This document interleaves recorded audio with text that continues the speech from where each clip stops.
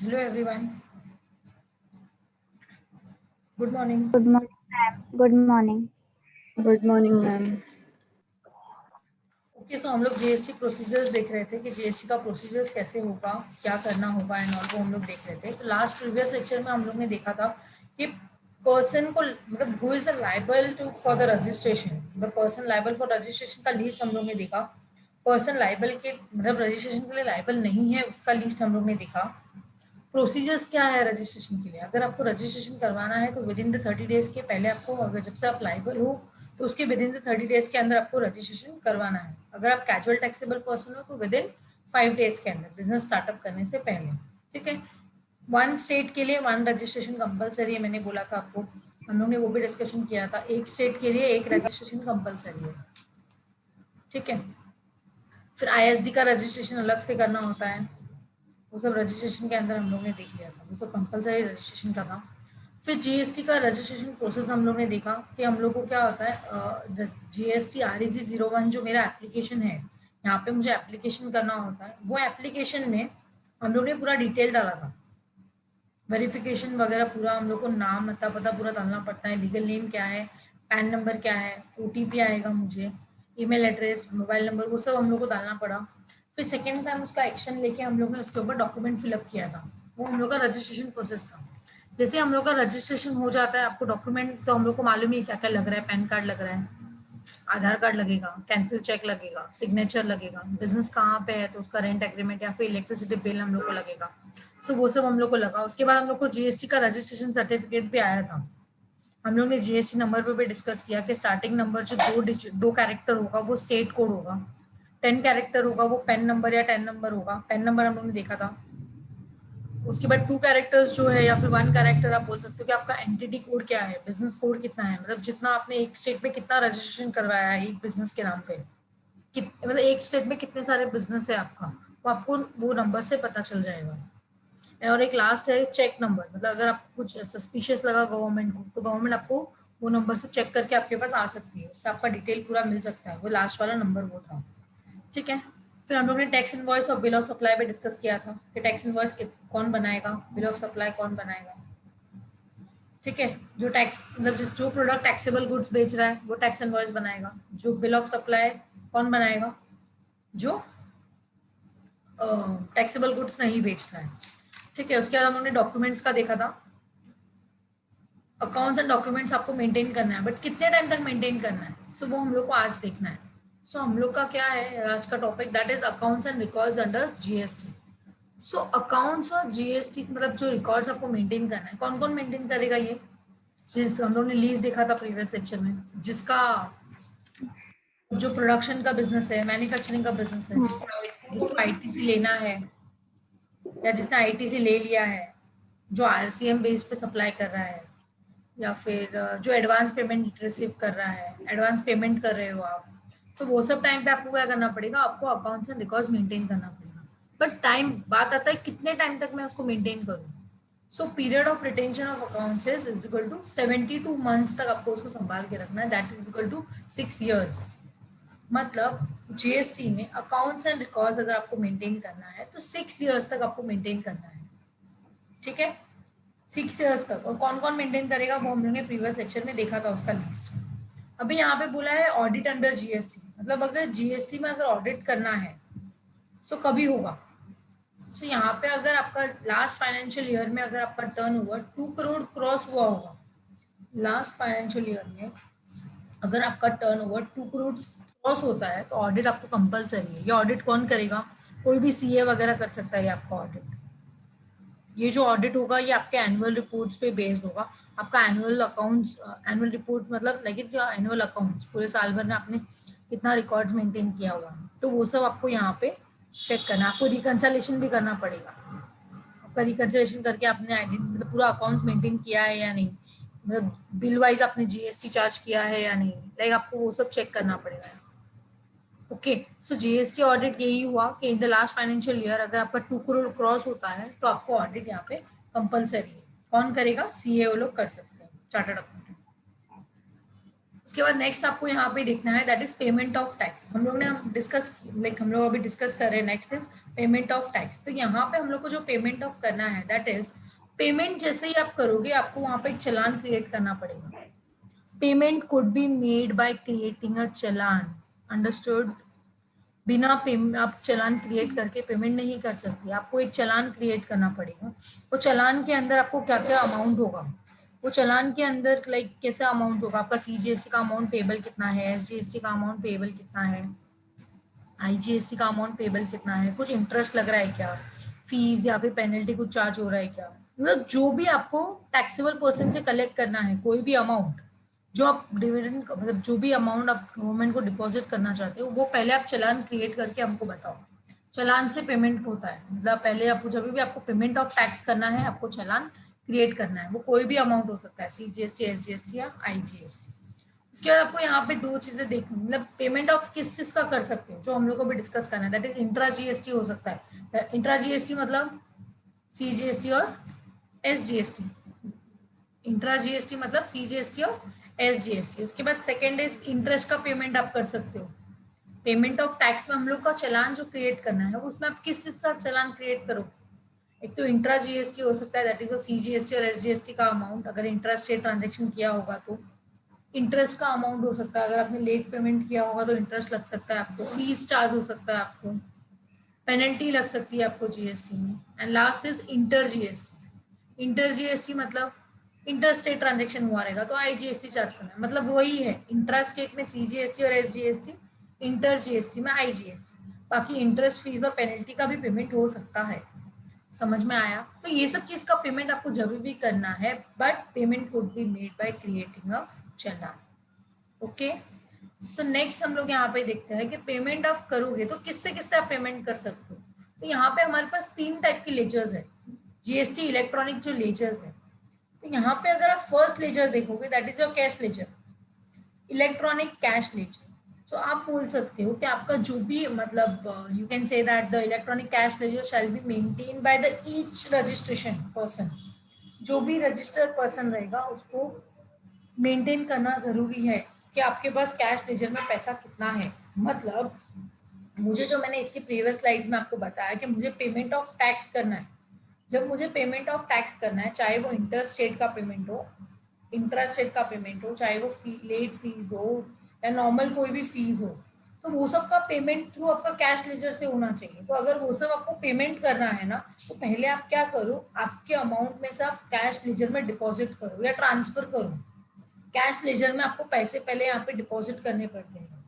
All the cash deposit जो भी है वो आपको टूवर्ड्स क्या काम आएगा, कैश लेजर में जो भी पैसा रहेगा वो पेमेंट क्या काम आएगा, आप पेमेंट कर सकते हो CGST, SGST, IGST, inter fees मतलब इंटरेस्ट फीस पेनल्टी, ये सब का पेमेंट आप कहाँ से करोगे, कैश लेजर से। तो पहले आपको क्या करना पड़ेगा, आपको पहले आपके पॉकेट में से जो भी आपके पास पैसा है, रियल मनी जो भी है, वो रियल मनी आपको क्या करना है, कैश लेजर में ट्रांसफर करना है।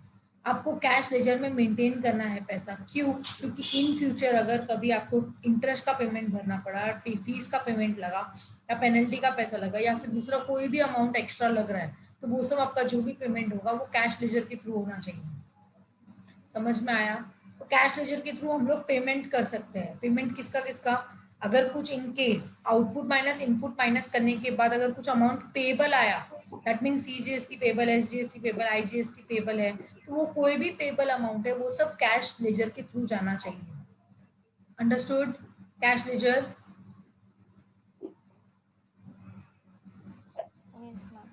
Okay, so next is credit laser.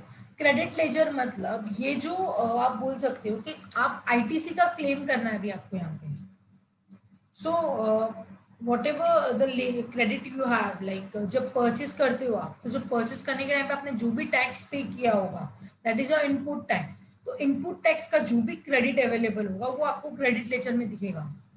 मतलब क्रेडिट लेजर आपको ये सिर्फ तभी काम आएगा जब आपको अगर किसी को पे करना है, that is credit ledger is only utilization तभी जब आपको आउटपुट का पेमेंट करना होगा। When you want to make a payment of output तभी आप इनपुट का यूटिलाइजेशन कर सकते हो। समझ में आया? यूटिलाइजेशन का मैनर आपको पता है, पहले आईजीएसटी मतलब that is your pocket finish होना चाहिए, फिर सीजीएसटी और एसजीएसटी और बैंक अकाउंट वो पूरा फिनिश होना चाहिए, मतलब जैसे जैसे रिक्वायरमेंट है वैसा। तो कैश लेजर में क्या होगा, आप पेमेंट कर सकते हो किसका, मतलब कैश लेजर में एक्चुअल कैश है आपके पास, तो उसमें से आप पेमेंट कर सकते हो, इंटरेस्ट का पेमेंट, लेट फीस का पेमेंट, पेनल्टी का पेमेंट, सबका पेमेंट वहां से जा सकता है। लेकिन क्रेडिट लेजर मतलब क्या, ये आपका आईटीसी अवेलेबल कितना है वो आपको क्रेडिट लेजर बताएगा, बिकॉज आईटीसी को भी यूटिलाइज कर सकते हो। अब आईटीसी का यूटिलाइजेशन सिर्फ आउटपुट में से माइनस करने के लिए होगा। आप आईटीसी से आप चाहो तो आप बोल रहे हो कि मेरे पास आईटीसी में अवेलेबल है, कैश लेजर में पैसा नहीं है, मेरे पास आईटीसी में बैलेंस है, तो मैं क्या करता हूँ, मेरा इंटरेस्ट का पेमेंट या लेट फीस का पेमेंट है वो मैं पेमेंट कर देता हूँ, नहीं हो पाएगा। बिकॉज इंटरेस्ट का पेमेंट, कैश जो भी पेमेंट लग रहा है आपको, गवर्नमेंट एक्सेस जो आपसे पेमेंट ले रही है, लेट फीस वगैरह, वो सिर्फ और सिर्फ कैश लेजर से ही जाएगा। समझ में आया? वो सिर्फ और सिर्फ कैश लेजर से ही जाएगा। लेकिन अगर आउटपुट आपको माइनस करना है, तो आउटपुट में से तो सिर्फ आईटीसी माइनस होता है, that is your credit laser. उसके बाद कुछ बचेगा तो आप पेमेंट कर सकते हो आपके कैश लेजर से। सो उसके बाद last is your liability ledger. आप बोल सकते हो कि लाइबिलिटी लेजर क्या है। So liability of a taxable person, GST कितना मतलब है आपके पास, जीएसटी एक्ट में कितना लग रहा है, तो यहाँ पे इलेक्ट्रॉनिक लेजर जो होगा लाइबिलिटी का, वो रिकॉर्ड्स करेगा एंड मेंटेन करके आपको बताएगा कि आपके पास कितना लाइबिलिटी अभी है, मतलब कोई भी टैक्सेबल पर्सन की लाइबिलिटी कितनी है। फॉर एग्जांपल से your output is your 1000, output का लाइबिलिटी कितना है, 1000 इज योर आउटपुट। तो पहले आप लोग क्या करोगे, आउटपुट अगर मेरा 1000 है ना, तो पहले आप चेक करो कि आपके पास कुछ क्रेडिट लेजर में अवेलेबल है क्या, दैट इज आपके पास आईटीसी अवेलेबल है क्या। हाँ, मेरे पास 500 रुपया क्रेडिट लेजर में दिख रहा है, मतलब मेरा लाइबिलिटी 1000 रुपये का है, क्रेडिट लेजर में 500 दिख रहा है, तो एक काम करो, पहले आप क्रेडिट लेजर उठा लो, तो आप 1000 में से 500 माइनस करोगे, तो 500 जो रिमेनिंग बचेगा that will be utilization from your cash ledger, क्योंकि वो 500 अभी भी पेबल आ रहा है, तो जब आप पे करना चाहोगे तो पेबल के लिए आपके पास कैश तो होना चाहिए। तो कैश लेजर में सिर्फ अगर एक्स्ट्रा कुछ पेमेंट करना होगा तो आप कर सकते हो, लेकिन क्रेडिट लेजर में सिर्फ आप आईटीसी यूटिलाइजेशन कर सकते हो। और लाइबिलिटी लेजर मतलब हम लोग को पता चलेगा कि आपका एक्सेस मतलब लाइबिलिटी कितना अवेलेबल है। समझ में आ गया? ये 3 टाइप के लेजर्स आपको यहाँ पे, एवरीवन? Yes, ma'am. ओके, ठीक है। नेक्स्ट हम लोग देखते हैं जीएसटी पेमेंट मोड। अभी मैंने आपको बताया कि हम लोग को ये कैश लेजर जो दिख रहा है इसका पेमेंट करना है, बट मैं मेरे नॉर्मल बैंक मनी से कैश लेजर में कैसे ट्रांसफर करूंगी, क्योंकि मैंने अभी आपको बताया कि इंटरेस्ट का पेमेंट, लेट फीस का पेमेंट, पेनल्टी का पेमेंट, या फिर आउटपुट में से आईटीसी में जो आपका अवेलेबल था क्रेडिट लेजर, वो यूटिलाइजेशन करने के बाद भी अभी लायबिलिटी आपका पेबल आ रहा है, तो वो जो पेबल का अमाउंट है वो मैं कैसे पे करूंगी, आपको थ्रू कैश लेजर पे करना है, लेकिन कैश लेजर में पैसा आएगा कहाँ से, तो वो आपको यहाँ पे बताया है। जीएसटी का पेमेंट जो है अगर आपको करना है कैश लेजर में, तो आप क्या कर सकते हो, आप ऑनलाइन पेमेंट कर सकते हो या अदर पेमेंट मोड भी है आपके पास। ऑनलाइन पेमेंट करना है मतलब आप क्रेडिट कार्ड, डेबिट कार्ड से आप अपना कैश लेजर में पैसा ट्रांसफर कर सकते हो ऐड मनी करके, या फिर इंटरनेट बैंकिंग से भी यूटिलाइजेशन हो सकता है, आईएमपीएस, एनईएफटी वगैरह। समझ में आया? तो यहाँ पे आप एनईएफटी कर सकते हो, आईएमपीएस कर सकते हो। एनईएफटी का फुल फॉर्म क्या है, national electronic fund transfer. RTGS भी आप कर सकते हो। आरटीजीएस का फुल फॉर्म क्या है, Real time. Real time gross settlement. Real time gross settlement. Real time gross settlement. Real time gross settlement is your RTGS and National Electronic Fund Transfer is your NEFT. ठीक है, तो आपको भी payment करना है तो आप चाहे इंटरनेट बैंकिंग से करो, डेबिट कार्ड, क्रेडिट कार्ड से करो, ओवर द काउंटर जाके भी आप पेमेंट कर सकते हो। ओवर द काउंटर आप बैंक में जाने का, बैंक में जाके आप बोल सकते हो पेमेंट करना है, आप पेमेंट कर सकते हो ओवर द काउंटर। अभी आप बोलोगे ना ओवर द काउंटर मतलब कैसे होगा, किधर जाके पे करो। सो ओवर द काउंटर मतलब आपको बैंक में जाके पेमेंट करना है यहाँ पे। और एनईएफटी, आरटीजीएस तो हम लोगों ने अभी डिस्कस कर ही लिया कि वो भी आप कर सकते हो।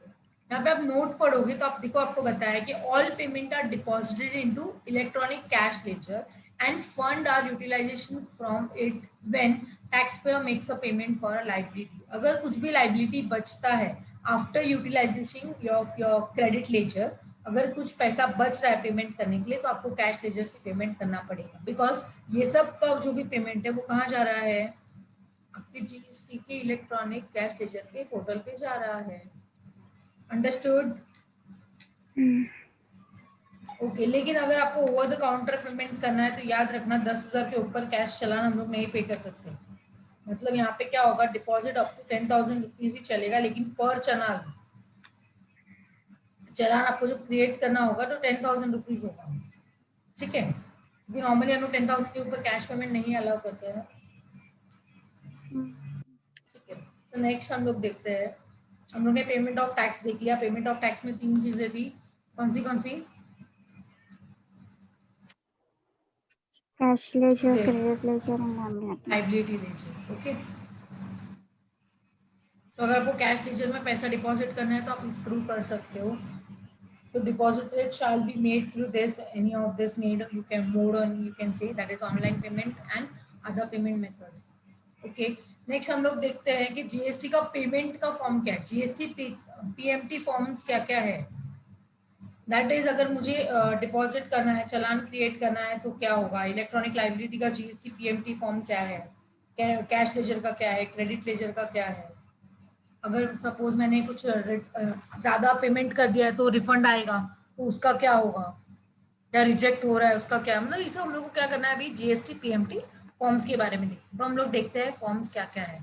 तो यहाँ पे 6 टाइप्स के फॉर्म्स है। That is first one GST PMT 01, ये इलेक्ट्रॉनिक लाइबिलिटी लेजर के बारे में बात करता है। मतलब जीएसटी पीएमटी 1 क्या बोल रहा है, आपका लाइबिलिटी लेजर जो भी है रजिस्टर्ड पर्सन के लिए अवेलेबल है। मतलब अगर आपको आईटीसी में आपके पास कितना है अवेलेबल, लाइक जैसे कि आपको होने के बाद भी कुछ पेएबल आ रहा है क्या, कुछ आपका तो कितना पेएबल आ रहा है वो आपको लाइबिलिटी लेजर बताएगा।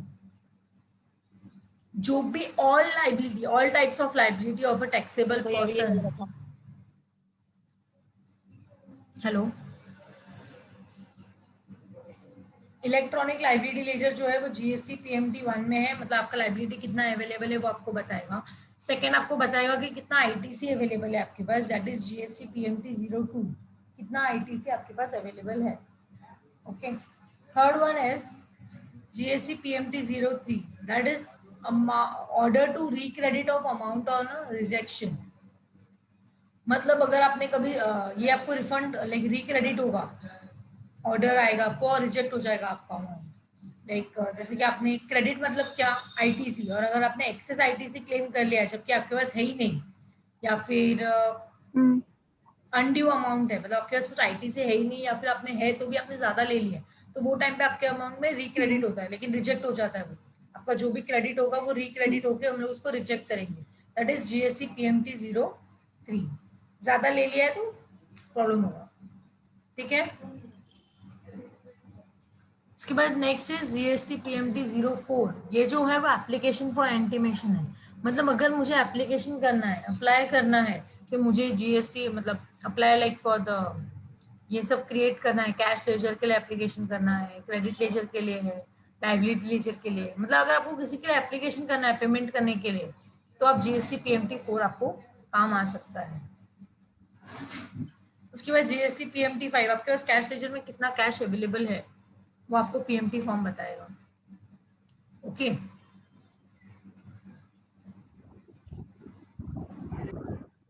उसके बाद जीएसटी पीएमटी 6 में आपको ये पता चलेगा कि आपने चालान जो क्रिएट किया है, वैसे मैंने आपको बताया कि पेमेंट ऑफ टैक्स जो होता है वो आफ्टर मतलब इट शुड बी लाइक आपको क्रिएट करना पड़ेगा चालान। जब आप चालान क्रिएट कर रहे हो तो आपको जब चालान क्रिएट करना है तो क्या होगा, जीएसटी पीएमटी 06 आपको यहाँ पे क्रिएट होगा। ठीक है, 1 किसके लिए है, लाइबिलिटी के लिए कि आपका लाइबिलिटी कितना है पर्सन का वो आपको पता चलेगा। 2 किसके लिए है, आपके पास आईटीसी कितना अवेलेबल है उसके लिए पता चलेगा। 3 किसके लिए है, आप रिफंड बोल सकते हो, कोई भी पर्सन का रिफंड अगर आएगा तो वो उसमें आएगा।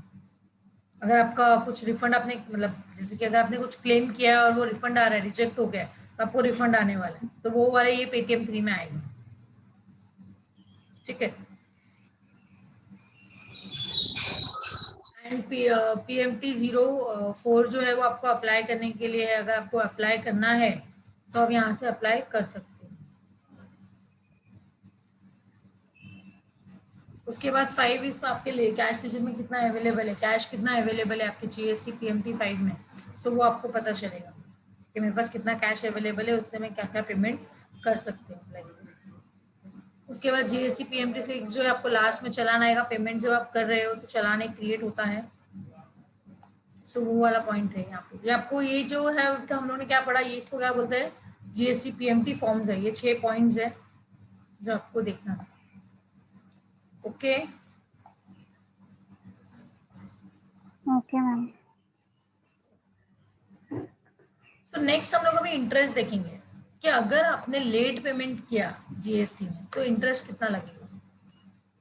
सो यहाँ पे आपको बताया है कि अगर डिले पेमेंट करते हो तो इंटरेस्ट चार्ज होगा, that is 18% per annum. Okay so यहाँ पे क्या होगा, 18% के हिसाब से आपको यहाँ पे जीएसटी पर का इंटरेस्ट पे करना पड़ेगा वो अमाउंट के ऊपर। लेकिन आपके पास कोई आईटीसी अवेलेबल नहीं है और आपने एक्सेस क्लेम कर लिया, दोनों में से कोई भी हो सकता है, या तो है नहीं तो भी क्लेम किया, या तो कम है और ज्यादा क्लेम किया, तो उस टाइम पे भी आपको यहाँ पे आईटीसी लगेगा, that is interest for undue amount और एक्सेस क्लेम ऑफ आईटीसी। ज्यादा क्लेम किया आईटीसी, क्रेडिट आपने ज्यादा ले लिया या फिर अमाउंट है ही नहीं क्रेडिट में फिर भी आपने लिया, तो वो टाइम पे आपको इंटरेस्ट लगेगा, दैट इज 24%। समझ में आया? अगर आपने लेट पेमेंट किया तो 18% इंटरेस्ट लगेगा, अगर आपने अनड्यू या एक्सेस अमाउंट किया है तो आपको 24% लगेगा। क्लियर हुआ? Yes ma'am. ओके सो ये था इंटरेस्ट का अमाउंट। अभी हम लोग देखते हैं रिटर्न्स क्या क्या है, जीएसटी में रिटर्न्स क्या क्या हो सकता है। अभी तक हम लोग ने जो भी देखा, लेकिन हम लोग ने देखा कि आपको अगर रिटर्न्स पे करना है तो उसके लिए आपको पहले पेमेंट करना पड़ेगा। रिटर्न्स जब भी फाइल करते हैं तो अमाउंट हम लोग को पहले चेक करना पड़ेगा कि मेरी लाइबिलिटी कितनी है।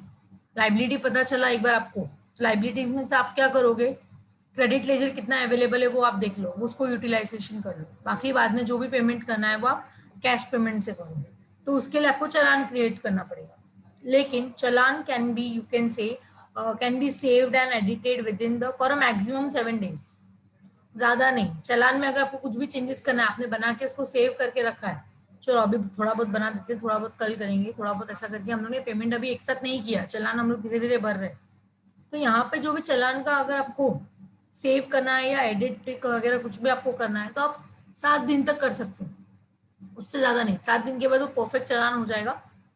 वैसे तो एक ही बार में परफेक्ट हो जाता है, लेकिन अगर आपको इनकेस ऐसा लगता है कि नहीं यार कुछ तो हो सकता है, चेंजेस करना पड़ सकता है, एक बार हम लोग क्लाइंट से कंफर्म करके फिर करते हैं, तो आप लोग रुक जाते हो, तो वो टाइम पे मतलब एडिटिंग वगैरह जो भी होगा वो विद इन 7 days के अंदर हो जाना चाहिए।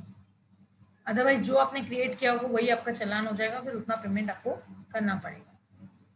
ठीक है, देखते हैं हम लोग जीएसटी में लाइक रिटर्न्स क्या क्या होगा। हम लोग को क्या करना पड़ेगा, पहले तो जो हम लोग ने साइट पे जाके जो रजिस्ट्रेशन किया था, दैट इज गूगल पे जाके www.gst.gov.in में आप जब पोर्टल पे गए थे तो वहां पे हम लोग ने रजिस्ट्रेशन तो कर लिया था।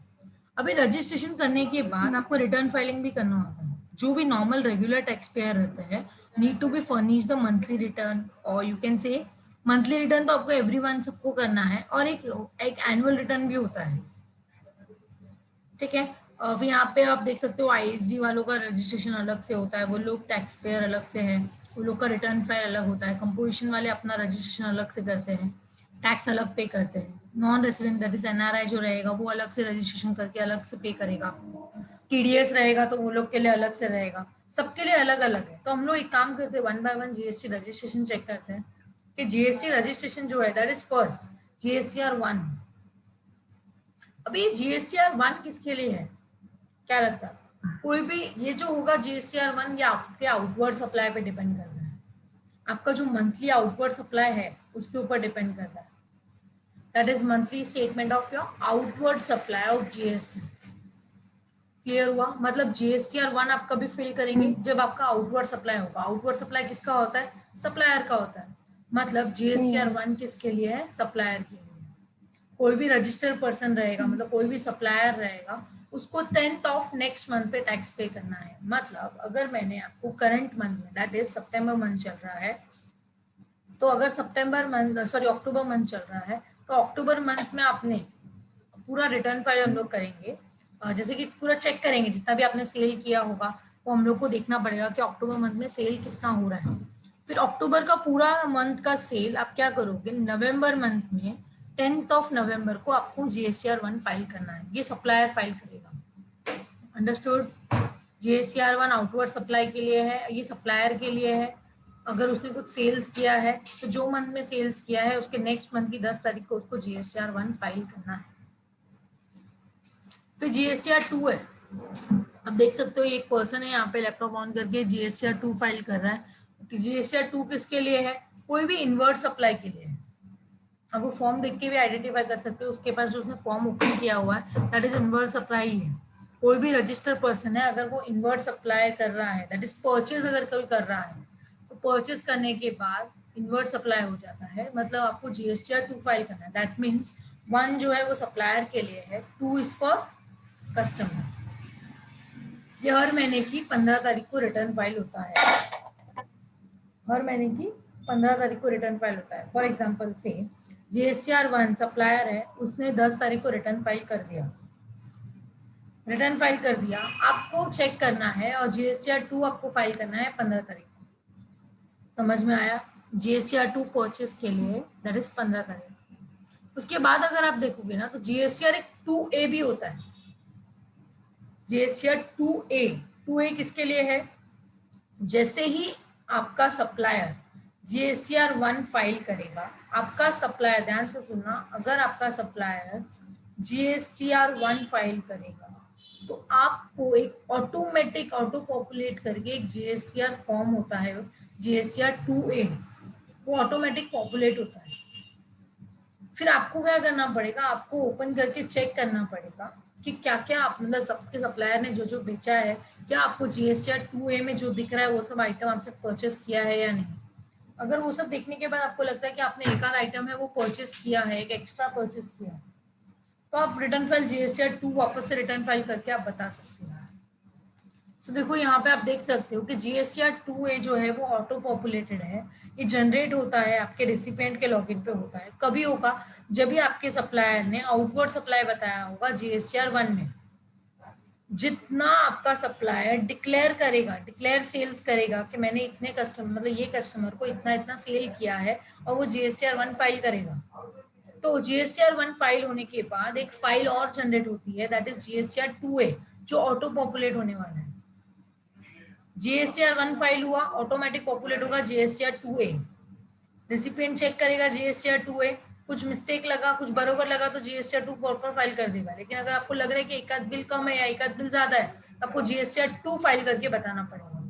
जैसे ही आप GSTR2 फाइल करोगे GSTR1A फाइल हो जाएगा, ऑटो पॉपुलेट हो जाएगा। GSTR1A किसके लिए, सप्लायर के लिए।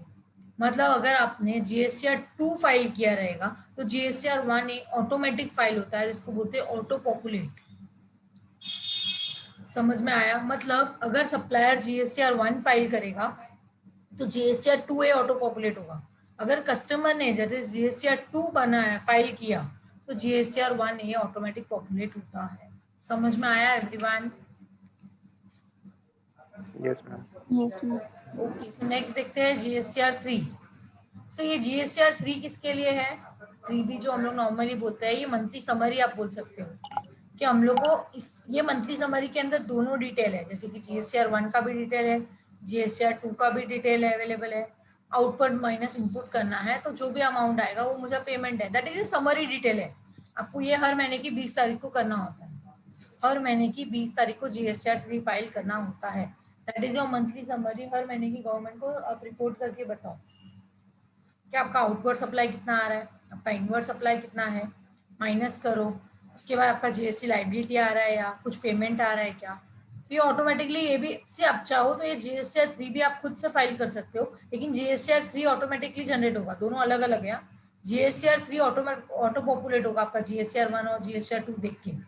अगर आपको वो सब देखने के बाद अगर कुछ लग रहा है कि मंथली समरी में चेंजेस है तो आप GSTR3 भी फाइल कर सकते हो, वो आपको हर महीने की 20 तारीख को फाइल करना होगा। Next is GSTR3B। आप यहाँ पे देख सकते हो ये मंथली का सेल्फ डिक्लेरेशन है।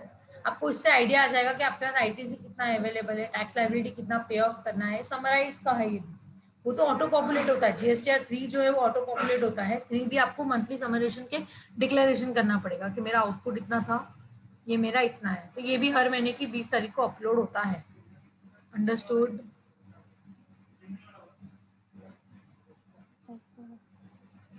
3 जो है वो ऑटो पॉपुलेट होगा आपका जीएसटीआर 1 और जीएसटीआर 2 देख के। जीएसटीआर 3 ऑटोमेटिक पॉपुलेट होता है। फिर जीएसटीआर 3 आपको फाइल करना पड़ेगा यहाँ पे एज अ डिक्लेरेशन फॉर्म करके फिल करना पड़ेगा कि मेरा सेल्स इतना था, परचेज इतना है, तो आउटपुट टैक्स इतना हुआ, इनपुट टैक्स इतना हुआ, आईटीसी मैंने क्लेम किया है या नहीं किया है। नहीं किया होगा तो टैक्स लायबिलिटी मेरा पूरा पेमेंट हो जाएगा टैक्स का। तो वो सब आपको जीएसटीआर 3 में फाइल करना है। Next is GSTR 4। अभी जीएसटीआर 4 किसके लिए हम लोग ने डिस्कस किया है? ये जीएसटीआर 4 जो है डिस्कस करते हैं, ये कंपोजिशन स्कीम वालों के लिए है। जीएसटीआर 4 अभी तक हम लोग ने जो भी देखा जीएसटी 1, 2, 3 ये सब रेगुलर कस्टमर के लिए था, जो रेगुलर सप्लायर है, जीएस रेगुलर टैक्स पेयर है। बट जीएसटीआर 4 जो है वो कंपोजिशन स्कीम के लिए, ये आपको क्वार्टरली भरना होगा। यहाँ पे मैंने जून 18 लिया है। यहाँ पे जून 18 क्यों लिया है? क्योंकि अप्रैल, मई और जून तो जब मेरा क्वार्टर खत्म हो रहा है, तो क्वार्टर जब खत्म होगा वो महीने की 18 तारीख को मुझे पे करना है। सेकेंड क्वार्टर क्या है? जुलाई, अगस्त, सितंबर, तो 18 सितंबर को पे करना पड़ेगा। अक्टूबर, नवंबर, दिसंबर मतलब 18 दिसंबर, जनवरी, फरवरी, मार्च 18 मार्च, मतलब ये चारों का डिटेल मैंने आपको बता दिया। दैट इज जीएसटीआर 4 जो है वो क्वार्टरली है। अभी तक हम लोग ने मंथली देखा था। जीएसटीआर 1 मंथली है, जीएसटीआर 2 मंथली है, 3 भी मंथली है, लेकिन जीएसटीआर 4 जो है वो कंपोजिशन स्कीम के लिए है और ये क्वार्टरली होता है। हर क्वार्टर के बाद 18 तारीख होगी उसके बाद, ठीक है। फिर जीएसटीआर 5, जीएसटीआर 5 किन लोगों के लिए है? जीएसटीआर 5 उन लोगों के लिए जो एनआरआई पर्सन है, नॉन टाइम, मतलब जिसका बिजनेस, मतलब रहते हैं वो लोग बाहर है, वो लोग रजिस्टर जीएसटी में रजिस्ट्रेशन है, लेकिन क्योंकि वो लोग का बिजनेस में ट्रांजेक्शन इंडिया में हो रहा है वो लोग आउटसाइडर्स एनआरआई है, लेकिन तुम्हारा ट्रांजेक्शन बस मतलब इधर तुम लोग का ट्रांजेक्शन जो भी है वो इंडिया में हो रहा है अगर, तो जीएसटी तुमको जीएसटीआर 5 में टैक्स पे करना है। मतलब एनआरआई जो रहेगा वो जीएसटीआर 5 में टैक्स फाइल करेगा। अगर एनआरआई का बिजनेस सेटअप जो है या कंट्रोल जो है वो इंडिया से हो रहा है, तो आपको क्या करना है? जीएसटीआर 5 फाइल करना है। कभी फाइल करोगे जीएसटीआर 5? हर महीने की 20 तारीख को। यह एवरी मंथ होता है, तो हर महीने की 20 तारीख को आपको ये फाइल करना पड़ेगा, ठीक है। आप लोग लिखते जाओ एक पेपर पे, तो आपको आइडिया आ जाएगा, एक साथ आपको मिल जाएगा कि जीएसटीआर कितने हैं टोटल, वो लोग का ड्यू डेट्स क्या है, ठीक है। तो जीएसटीआर 5 तक हम लोग यहाँ पे स्टॉप कर रहे हैं, नेक्स्ट कंटिन्यू करेंगे बाद में।